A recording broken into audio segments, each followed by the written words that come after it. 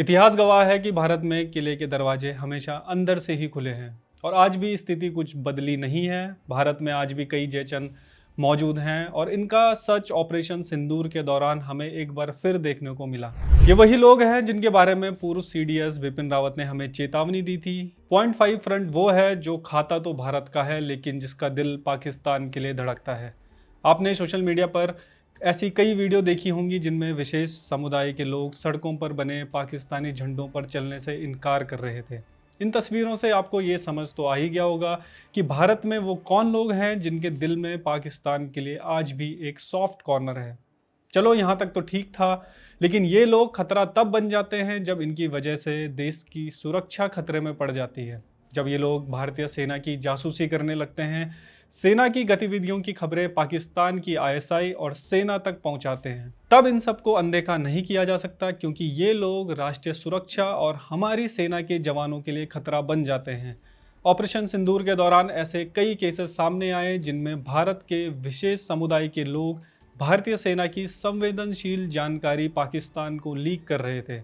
आप केरल के मुजीब रहमान को ही देख लीजिए। इसने कोची स्थित इंडियन नेवी के हेडक्वार्टर में फ़ोन लगाया। फ़ोन पर इसने खुद को पीएमओ का अधिकारी बताया और ये जानने की कोशिश की कि भारतीय नौसेना के जहाज आईएनएस विक्रांत की लोकेशन इस वक्त कहाँ है। आपको बता दें कि आईएनएस विक्रांत उस दौरान अरब सागर में पाकिस्तान पर नज़र बनाए हुए था और अगर इसकी सटीक लोकेशन पाकिस्तान को मिल जाती तो ऑपरेशन सिंदूर की सफलता खतरे में पड़ सकती थी।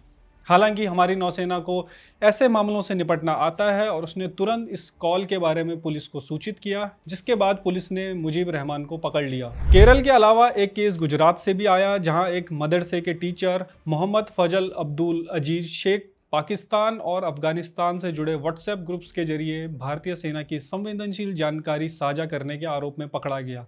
जांच करने पर पता चला कि उसके पास निवास का कोई सत्यापित प्रमाण भी नहीं था।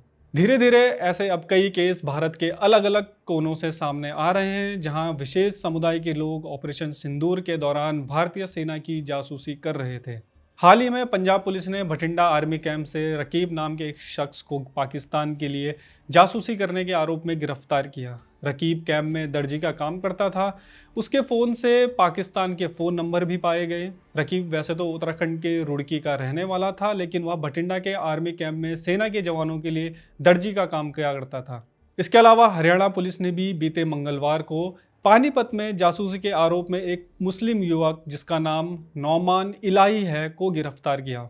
आरोपी पाकिस्तान में बैठे अपने हैंडलर्स को भारत की खुफिया जानकारी भेज रहा था। जांच में पता चला कि नौमान इलाही एक पाकिस्तानी आतंकी इकबाल के टच में था, जिसे वो व्हाट्सएप और अन्य सोशल मीडिया ऐप के जरिए भारत की खुफिया जानकारी भेज रहा था। नौमान इलाही मूल रूप से उत्तर प्रदेश के कैराना का रहने वाला है, जो पानीपत की एक फैक्ट्री में सिक्योरिटी गार्ड की नौकरी करता था। तो देखा आपने कैसे एक ओर जब भारतीय सशस्त्र बल पाकिस्तान के सामने दीवार बनकर खड़े थे, तो दूसरी ओर भारत में कई ऐसे लोग भी थे जो भीतर बैठकर पाकिस्तान की मदद कर रहे थे।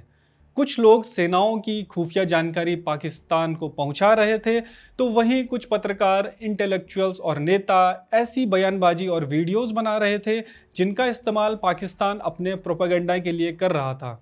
और ये हमने पाकिस्तान के DGISPR की प्रेस कॉन्फ्रेंस में भी देखा, जहां पाकिस्तान ने भारत के ही लोगों के बयान को अपने नैरेटिव वॉर के लिए इस्तेमाल किया। भारी खतरों से निपटने में तो हमारी सेनाएं सक्षम हैं, लेकिन भारत के अंदर बैठे इन भारत के दुश्मनों से खतरा सबसे ज़्यादा है। इससे हमें एक सबक मिलता है कि राष्ट्रीय सुरक्षा का एक महत्वपूर्ण पहलू आंतरिक सुरक्षा भी है, जिस पर भारत को ध्यान देने की ज़रूरत है, क्योंकि रकीब, नौमान इलाही और मुजीब रहमान जैसे लोग देश के लिए बड़ी चुनौती ही नहीं बल्कि बड़ा खतरा भी हैं। धन्यवाद।